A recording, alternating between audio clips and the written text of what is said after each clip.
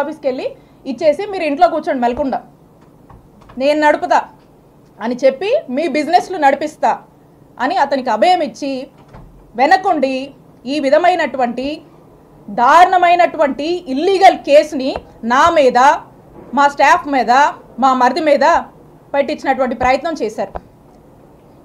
అసలు ఎందుకు ఇది చేయాల్సి వచ్చింది?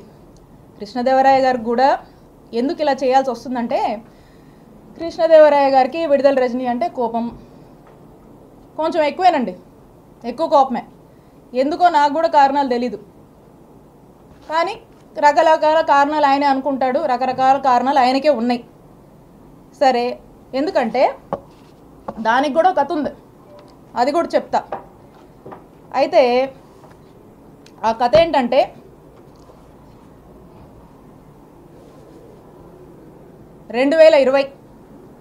వైఎస్ఆర్ కాంగ్రెస్ పార్టీ అధికారంలో ఉంది. సెప్టెంబర్ 2 వైఎస్ఆర్ గారు వర్ధంతి. ఆ రోజున గురజాల సర్కిల్, ఆ రోజున కరెక్ట్ సంవత్సరంన్నర అయింది మేము అధికారంలోకి వచ్చినప్పుడు కృష్ణదేవరాయ గారు ఏం చేశారంటే, అతనికి ఎందుకో కానీ నా మీద ఎందుకు కోపమో ఏంటో ఆ భగవంతుడికే తెలియాలి, ఆయనకే తెలియాలి కారణాలు. అతని కోసం, అతని గ్రూప్ కోసం, అతను ఇక రకరకాలు ఉంటాయిలేండి. సరే, ఆయన ఏం చేశారంటే, ఈ గురజాల సర్కిల్లో ఉన్నటువంటి పోలీస్ స్టేషన్లో అక్కడున్నటువంటి డిఎస్పి గారిని, అక్కడున్నటువంటి సిఐ గారిని ఇద్దరిని కూడా మాటలు చెప్పి మా అధికారాన్ని మా మీదకే వాడి వాళ్ళను పోలీసులను బ్రైబ్ చేసి నా మీద, నేను మాట్లాడేటువంటి ఫోన్ నంబర్ మీద, నేను వాడేటువంటి నంబర్స్ మీద, మా సిబ్బంది నంబర్స్ మీద, మా ఇంట్లో వాళ్ళ నంబర్స్ మీద ఒక 6 నుంచి 7 నంబర్ల వరకు కూడా కాల్ డేటా తీసే ప్రయత్నం చేశారు. కాల్ డేటా తీయాలంటే ఎఫ్ఐఆర్ కట్టాలి. వీటి మీద ఎఫ్ఐఆర్ కట్టి, ఈ సర్కిల్లో ఎఫ్ఐఆర్ కట్టి ఈ కాల్ డేటా తీశారు. ఇది ఈ రోజున నేను ఎందుకు చెప్తున్నానంటే, మేమిద్దరం ఒకే పార్టీలో ఉన్నాం. ఇది మేము అధికారంలో ఉన్నప్పుడే జరిగింది. అప్పుడు నేను ఎమ్మెల్యేని. అప్పుడు జరిగినటువంటి విషయము నేను ఏ రోజు కూడా ఈ విషయాన్ని చెప్పే పరిస్థితి నాకు రాకూడదనే నా మనసులో ఎప్పుడు అనుకుంటూ ఉండేదాన్ని.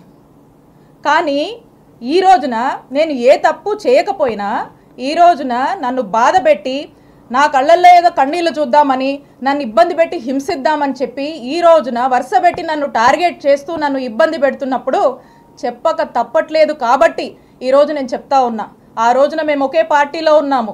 వైఎస్ఆర్ కాంగ్రెస్ పార్టీ ఇంటిగ్రిటీ కోసం నేను ఆ రోజు నోరు విప్పలేదు. ఈ రోజున కూడా నేను చెప్పాలనుకోలేదు, కానీ చెప్పే పరిస్థితులు ఏర్పడ్డాయి కాబట్టి నేను చెప్తా ఉన్నాను. ఒకసారి ఆలోచన చేయండి. ఒకే పార్టీకి సంబంధించినటువంటి ఎంపీ, అక్కడున్నటువంటి ఒక బీసీ మహిళ, ఒక ఎమ్మెల్యే మీద కాల్ డేటా తీస్తారండి? కాల్ డేటా అనేది ఒక వ్యక్తి ప్రైవసీకి సంబంధించినటువంటి విషయం. నా ప్రైవసీ అంటే నా జీవితం, నా వ్యక్తిగత జీవితంలోకి రావాలనేటువంటి ఎందుకంత నీచపు ఆలోచన వారికి వచ్చిందో నాకు తెలీదు. నేను ఒక్కసారి అడుగుతా ఉన్నాను, ఈ రాష్ట్రంలో ఇంతమంది అన్నల్ని, తమ్ముళ్ళు ఉన్నారు. వాళ్ళని నేను అడుగుతా ఉన్నా, ఒక్కసారి ఆలోచన చేయండి. మీ ఇంట్లో ఒక ఆడపిల్ల ఉంటే, మీ భార్య అయినా, మీ చెల్లి అయినా, మీ అక్క అయినా, మీ ఇంట్లో ఉండే ఆడవాళ్ళ కాల్ డేటా ఎవరన్నా తీస్తే ఏంటండి? మీకు ఎంత బాధ అనిపిస్తుందండి? మీకు ఎంత కడుపు కాలుద్దండి? అలాగే మీరు కాల్ డేటా తీసినప్పుడు నా కుటుంబ సభ్యులు కూడా అలాగే ఫీల్ అయ్యారు. ఇంత నీచుడా కృష్ణదేవరాయలు అని చెప్పి అందరూ ఫీల్ అయ్యారు. ఇది మా అధిష్టానానికి తెలుసు, మా పార్టీలో ఉన్నటువంటి పెద్దలకు తెలుసు, అప్పట్లో ఉన్నటువంటి మా పోలీస్ అధికారులకు కూడా తెలుసు. కానీ ఎప్పుడు బహిరంగంగా ఈ విషయాన్ని నేను బయటికి చెప్పే ప్రయత్నం చేయలేదు. ఇది జరిగినప్పుడు మా నాయకుడు జగన్మోహన్ రెడ్డి గారికి ఇంత మీన్ మెంటాలిటీ ఉన్నటువంటి ఈ వ్యక్తి ఈ విధంగా నన్ను ఇబ్బంది పెట్టి ఈ విధంగా చేశాడు అని చెప్పి, కాల్ డేటాలు తీస్తాడా అని చెప్పి నేను మా ముఖ్యమంత్రి గారికి షేర్ చేసుకున్నప్పుడు, 4 గోడల మధ్య జరిగినటువంటి విషయం. మా ముఖ్యమంత్రి గారు మహిళా పక్షపాతి, మహిళలంటే ఎంతో గౌరవం, 2 ఆడపిల్లల తండ్రి. ఆ ఇంట్లో ఆ 2 ఆడపిల్లలకు ఎవరికైనా ఒక మహిళకు జరిగితే వాళ్ళ ఇంట్లో మనుషులకు ఎలా జరిగితే ఎలా మనం బాధపడతాం, మన విషయంలో మనం ఎలా బాధపడతామో నా విషయంలో కూడా మా నాయకుడు జగన్మోహన్ రెడ్డి గారు ఆ రోజు అంతే బాధపడి ఇమీడియట్గా అక్కడ ఉన్నటువంటి ప్రభుత్వ అధికారులకు పోలీస్ అధికారులకు ఇన్స్ట్రక్షన్ ఇచ్చి ఇమీడియట్గా నెసరీ యాక్షన్ తీసుకోమన్నారు. ఇమీడియట్గా నిమిషాల్లో ఆ రోజు ఇక్కడ పనిచేసినటువంటి డిఎస్పీని ఇక్కడ ఉన్నటువంటి సిఐని పిలిచి పోలీస్ అధికారులు మాట్లాడితే ఆ పోలీసులు ఏం స్టేట్మెంట్ ఇచ్చారండి? Upon the pressure of honourable MP Narasaraopet Lavu Krishnadevarayalu upon he's instructions మేము ఇది తీయాల్సి వచ్చింది అని చెప్పారు. నిమిషాల్లో సస్పెండ్ అయ్యారు ఆ పోలీసులు. ఇది చాలామందికి తెలుసు. ఇదేదో వీళ్ళేదో కట్టుకదల్లి నా మీద ఏమాత్రం కూడా పస లేకుండా సబ్స్టెన్స్ లేకుండా నా మీద ఏదో కేసు పెడితే నేను మాట్లాడట్లేదండి. నేను ఇదిగోండి ఆ ఎఫ్ఐఆర్ కాపీ కూడా ఉంది. మా నంబర్ల మీద తీసినటువంటి ఎఫ్ఐఆర్ కాపీ ఇది కూడా ఉంది, ఎవిడెన్స్. అక్కడున్నటువంటి డిఎస్పీ అక్కడున్నటువంటి సిఐ సస్పెండ్ అయ్యారు. అది అందరికీ తెలుసు. నేనేదో మీలా కట్టు కదలల్లి ఏదో మాటలు చెప్దామని రాలా. ఇది ఇంత నీచమైన నిజస్వరూపం లావు కృష్ణదేవరాయది. అప్పుడు మా నాయకుడు అతన్ని ఏంటయ్యా కృష్ణ ఏంది పని అని ప్రశ్నిస్తే తల దించుకున్నాడు కృష్ణదేవరాయలు. ఆ రోజున కృష్ణ గారు తల దించుకున్నారు. తన తల తీసేసినట్టయింది ఆ రోజున మా నాయకుడు జగన్మోహన్ రెడ్డి గారి దృష్టిలో ఇతను చేసినటువంటి ఈ తప్పుడు పనికి, ఒక మహిళా ఎమ్మెల్యే కాల్ డేటా తీసినటువంటి తప్పుడు పనికి అతను ఆ రోజున మా నాయకుడిలో కృష్ణదేవరాయలు అనే వ్యక్తి మీద నమ్మకం కోల్పోయాడు అతను చేసిన తప్పు వల్లే.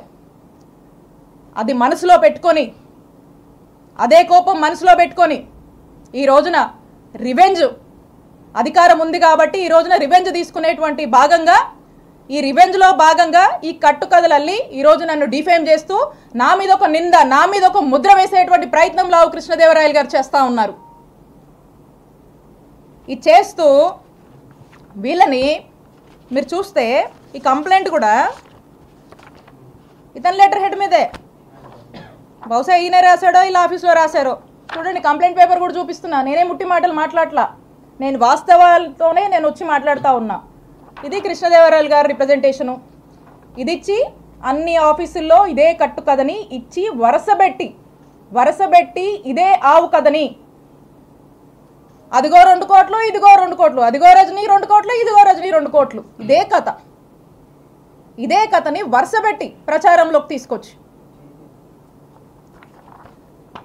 దీన్ని పెట్టి ఏం చేస్తారు? ఇక్కడి నుంచి మొదలు పెడితే, ఇక్కడ పోలీస్ స్టేషన్ల దగ్గర నుంచి మొదలు పెడితే పీక్స్కి తీసుకెళ్లారు. మొదలు పెడితే డీజీపీ గారికి కంప్లైంట్ ఇస్తారు, హోమ్ మినిస్టర్కి ఇస్తారు, విజిలెన్స్ అంటారు, సిఐడి అంటారు, ఏసీబీ అంటారు, ఈ అన్నిటికీ కంప్లైంట్లు ఇస్తారు. ఇచ్చినప్పుడల్లా వార్త రాయిస్తారు. 10 నెలల నుంచి ఇదే కథ. ఆఖరికి దీన్ని ఏ లెవెల్కి దీంట్లో మళ్ళీ ఎలివేషన్ కూడా, ఈ కథనే ఓ కట్టు కదా, ఈ కథలో మళ్ళీ ఎలివేషన్స్ కూడా 17A కోసం గవర్నర్కి ఏదో పర్మిషన్ పెట్టానని వాళ్ళే మళ్ళీ పేపర్లో రాయిస్తారు. ఒకసారి ఆలోచించండి. ఇలా తప్పుడు కేసులకి ఎలా ఆద్యం పోస్తూ అధికారాన్ని అడ్డం పెట్టుకొని ఏ విధంగా కూడా ఇబ్బంది పెట్టేటువంటి ప్రయత్నం చేస్తున్నారో మనకు స్పష్టంగా అర్థమవుతా ఉంది. ఇకపోతే విజిలెన్స్ ఎంక్వైరీ అంట, వీళ్ళే విజిలెన్స్ ఎంక్వైరీ అని చెప్పి విజిలెన్స్ ఎంక్వైరీ వేపిస్తారు. ఇక విజిలెన్స్ ఎంక్వైరీ ఏంటండి? విజిలెన్స్ ఎంక్వైరీ మీరు చూస్తే వైజాగ్లో ఒక ఎమ్మెల్సీ గారు ఉన్నారు, దువ్వవరపు రామారావు గారు. వారు తెలుగుదేశం పార్టీ ఎమ్మెల్సీ, ఒక రకంగా చెప్పాలంటే పచ్చకండువా వేసుకున్నటువంటి ఎమ్మెల్సీ గారు. వారి కొడుకు నాగశ్రవణ్ గారు ఇక్కడ ఉన్నటువంటి గుంటూరు జిల్లా ఎస్పీ గారు.